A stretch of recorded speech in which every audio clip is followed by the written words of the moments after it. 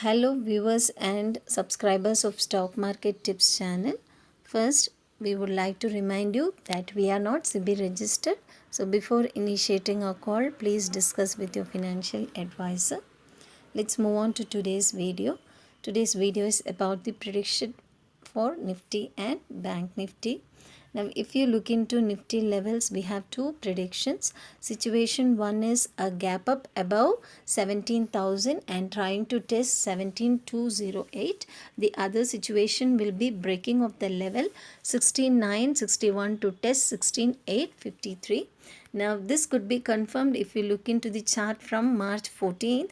You can see whether the index made a gap up or gap down. These two levels are maintained from 14th March. So, it's very clear 17,208 will act as a strong resistance and 16,853 as a strong support for Nifty for today. If there is any negative news throughout the world, or if there is any negative news from our country, then the market may break this particular level of 16,853 and move down further. However, we don't experience such news till now. So these are the two levels for Nifty today.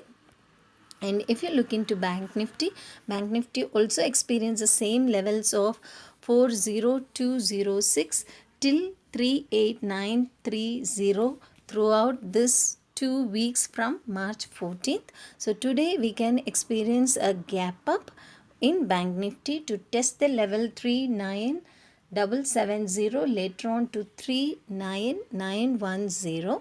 However, the other side, if the level 39477 is broken, it may test up to 39275 or 39145.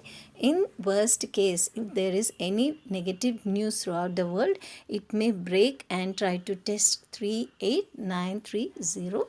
For your reminder, we have only 3 more trading days for this particular month.